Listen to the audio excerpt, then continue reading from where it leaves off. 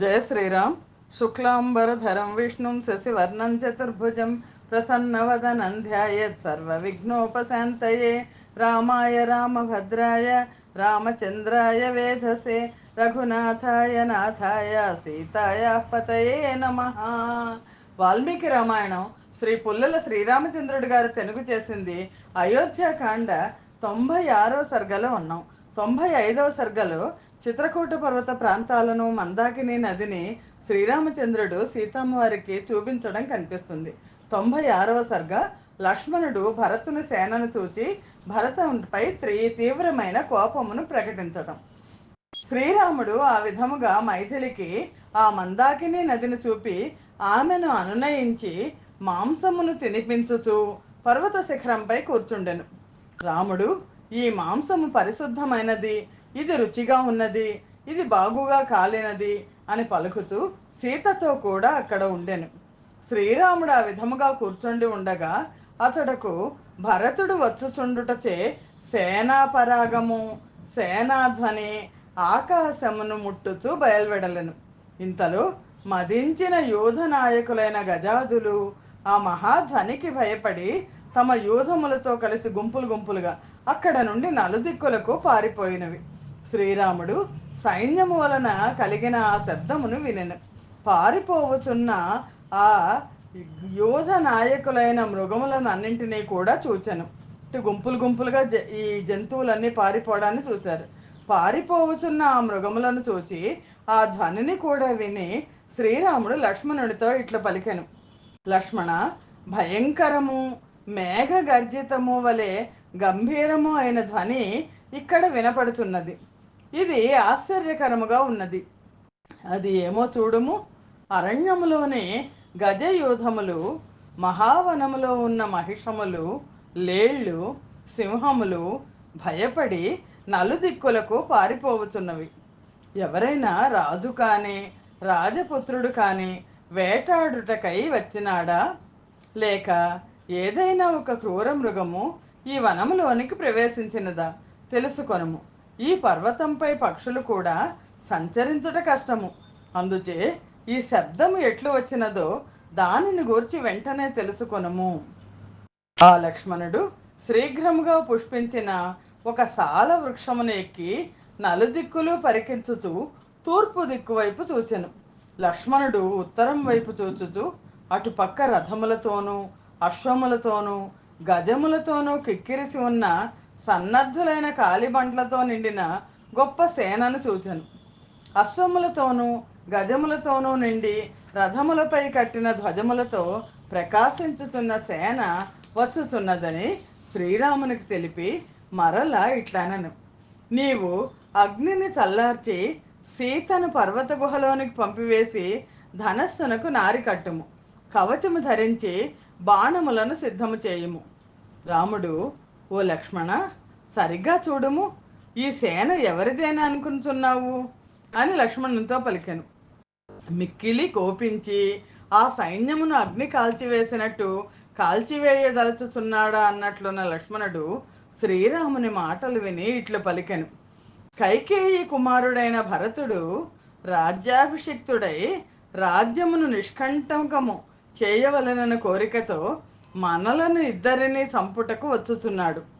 ఇదిగో ఆ రథము మీద చాలా గొప్పది, కాంతి గలది, విశాలమైన మ్రాను గలది అయిన కోవిదార వృక్షము చిహ్నముగా గల ధ్వజము ప్రకాశించుతున్నది.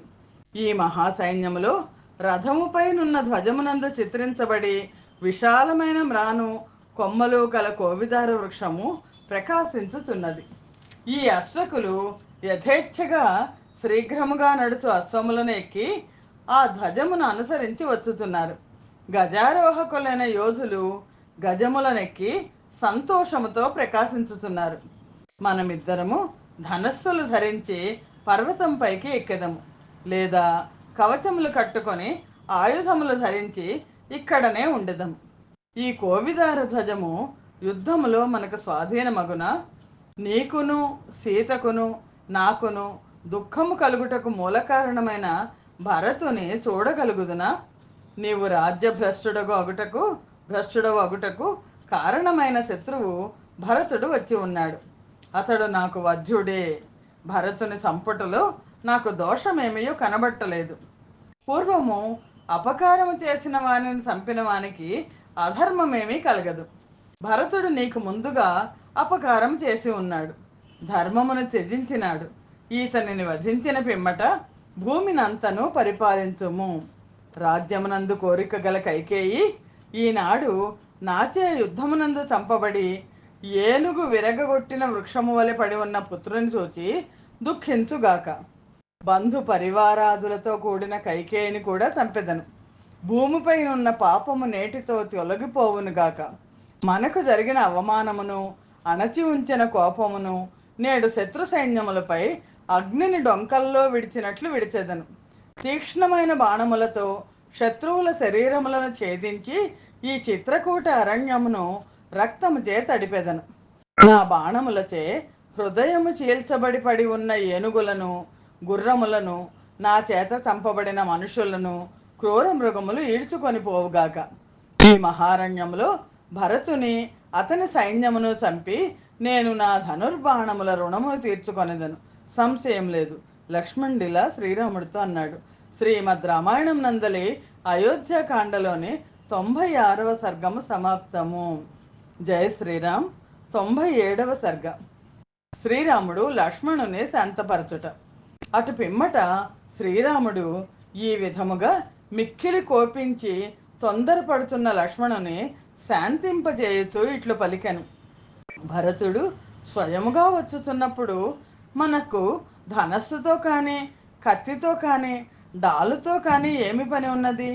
ఓ లక్ష్మణ, తండ్రి వాక్యము సత్యము చేసేదనని నేను ప్రతిజ్ఞ చేశాను. నన్ను చూడవచ్చిన భరతుని చంపి అపకీర్తితో కూడా సంపాదించిన ఈ రాజ్యముతో నాకు ఏమి పని? బంధువులకు కానీ, మిత్రులకు కానీ నాశము కలుగుటచే లభించిన ద్రవ్యమును విషముతో వండిన పిండి వంటలను లాగా నేను ముట్టుకోను. ధర్మార్థ కామములను, ఈ రాజ్యమును కూడా మీ నిమిత్తమే కోరుచున్నాను, కానీ నా కొరకు కాదు. ప్రతిజ్ఞ చేసి చెప్పుచున్నాను. నేను రాజ్యమునైనను కోరుచున్నానన్నతో అది సోదరులైన మిమ్ములను కూడగట్టుకొనుటకు, మీ సుఖము కొరకు మాత్రమే. ఆయుధములు స్పృశించి శపథము చేయుచున్నాను. నేను తలుచుకొన్నచో సముద్ర పర్యంతమైన ఈ భూమిపై ఆధిపత్యము నాకు లభించేది ఉండేది కాదు. కానీ అధర్మముచే వచ్చిన ఇంద్ర పదవి కూడా నాకు ఇష్టము కాదు. గౌరవమును సంరక్షించు ఓ లక్ష్మణ. భరతుడు, నీవు, శత్రుఘ్నుడు అనుభవించని ఏమాత్రము సుఖము నాకు కలిగినను దానిని అగ్ని భస్మము చేయుగాక. భరతుడు సోదరుల యందు ప్రేమ కలవాడు, నాకు ప్రాణముల కంటే ప్రియుడు. అతడు కేకయ దేశము నుండి వచ్చి అయోధ్యకు తిరిగి వచ్చి ఉండును. నేను వల్కలములు ధరించి నీతోనూ జానకితోనూ అరణ్యమునకు పంపివేయబడినట్లు తెలుసుకొని ఉండును. అది విని అతడి ఇంద్రియములు శోకముతో వ్యాకులమై ఉండును. మన వంశములో రాజు యొక్క జ్యేష్ఠపుత్రుడే రాజు కావలను అను ధర్మమును తెలిసినవాడు ఒకటితే మనలను చూచుటకు వచ్చినాడు. వేరొక కారణం వలన కాదని నేను అనుకుంటున్నాను. భరతుడు తన తల్లి కైకేయిపై కోపించి ఆమెను పరుషములైన అప్రియ వాక్యములతో దూషించి తండ్రి గారిని అనుగ్రహింప చేసుకొని నాకు రాజ్యమును ఇచ్చుటకై వచ్చుచున్నాడు. భరతుడు మనలను చూచుటకై వచ్చుటకు ఇది తగిన సమయమే. ఇతడు మన విషయమున ఏమాత్రము అప్రియము చేయుటకు మనస్సులో కూడా ఆలోచింపజాలడు. నీకు పూర్వం ఎన్నడైనా భరతుడు ఏదైనా అపకారం చేశాడా, లేదా ఇట్టి భయం కలిగించాడా? నీవు భరతుని గురించి ఎందుకు ఇప్పుడు ఇలా శంకిస్తున్నావు? నీవు భరతుని విషయమున పరుషములు, అప్రియములు అయిన మాటలు చెప్పరాదు. భరతుని గురించి అప్రియ వాక్యములు చెప్పినచో ఆ వాక్యములు నన్ను గూర్చి చెప్పినట్లే అగును. భరతుని దూషించినచో నన్నే దూషించినట్లగును. ఎంతటి ఆపద ఎందేను పుత్రులు తండ్రిని సంపుదురా? సోదరుడు తన ప్రాణ సమానుడైన సోదరుని సంపున? నీవు రాజ్యము కొరకై ఇట్లు మాట్లాడుతున్నావేమో.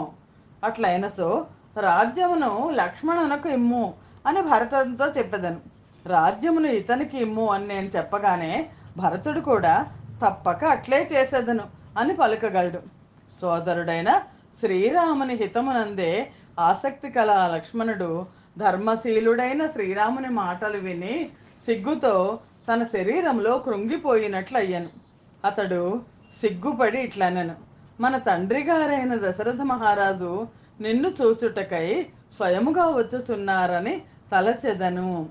లక్ష్మణుడు సిగ్గుపడినట్లు తెలుసుకొని శ్రీరాముడు ఇట్లు పలికెను: మహాబాహువైన దశరథ మహారాజు మనలనందరినీ చూచుటకు ఇక్కడికి వచ్చినాడని తలచెదను. లేదా వనవాసములోని కష్టములను గ్రహించి మనమిద్దరము సుఖమునకు అలవాటు పడిన వారమన్న విషయమును కూడా తెలుసుకొని తప్పక మనలను మరలా తిరిగి ఇంటికి తీసుకొని పోగలడు అని తలచెదను. శ్రీమంతుడైన మన తండ్రి దశరథ మహారాజు మిక్కిలి సుఖమునకు అలవాటు పడిన ఈ సీతనైనను వనము నుండి తీసుకొని వెళ్ళను. ఇదిగో ఉత్తమ జాతి యందు పుట్టినవి, అందమైనవి, వాయువేగముతో సమానమైన వేగము కలవి అయిన ఈ ప్రసిద్ధమైన ఉత్తమ అశ్వములు రెండు సైన్యం ముందు ప్రకాశించుతున్నవి. మన తండ్రి గారి పెద్ద శరీరము గల శత్రుంజయమను గదము ఇదిగో సేనాముఖమునందు కదలుచూ వచ్చుచున్నది. జనులందరూ గౌరవించు శ్రేష్టమైన మన తండ్రి గారి ఆ శ్వేత ఛత్రం మాత్రము ఎందుచేతనో ఈ ఏనుగుపై కనబట్టలేదు. నాకు ఈ విషయమున సంశయము కలుగుతున్నది. నీవు వృక్షాగ్రము నుండి దిగుము, నేను చెప్పినట్లు చేయుము అని ధర్మాత్ముడైన శ్రీరాముడు లక్ష్మణుడితో చెప్పాను. లక్ష్మణుడు సాల వృక్షాగ్రము నుండి దిగి అంజలి ఘటించి శ్రీరాముని పక్కనే నిలబడెను. శ్రీరాముని ఆశ్రమమునకు సమ్మర్ధము కలగకూడదు అని భరతుడు ఆజ్ఞాపించుటచే ఆ సైన్యము పర్వతము చుట్టూను విడిసెను. ఏనుగులతోనూ గుర్రములతోనూ రథములతోనూ నిండిన భరతుని సైన్యము పర్వతము చుట్టూను 1.5 యోజనములు దూరము ఆవరించి విడిచెను. ధర్మమును పురస్కరించుకొని దర్పమును విడిచి శ్రీరాముని అనుగ్రహింపచేసుకొనుటకై నీతిమంతుడైన భరతుడు తీసుకొని వచ్చిన ఆ సేన చిత్రకూట పర్వత ప్రాంతమునందు ప్రకాశించుచుండెను. శ్రీమద్ రామాయణం నందలి అయోధ్యాకాండలోని 97వ సర్గము సమాప్తము. స్వస్తి ప్రజాభ్య పరిపాలయంతాం న్యాయేన మార్గేణ మహిమహేషాః గోబ్రాహ్మణేభ్య శుభమస్తు నిత్యం. లోకా సమస్తా సుఖినో భవంతు. సర్వం శ్రీరామార్పణమస్తు. జై శ్రీరామ్.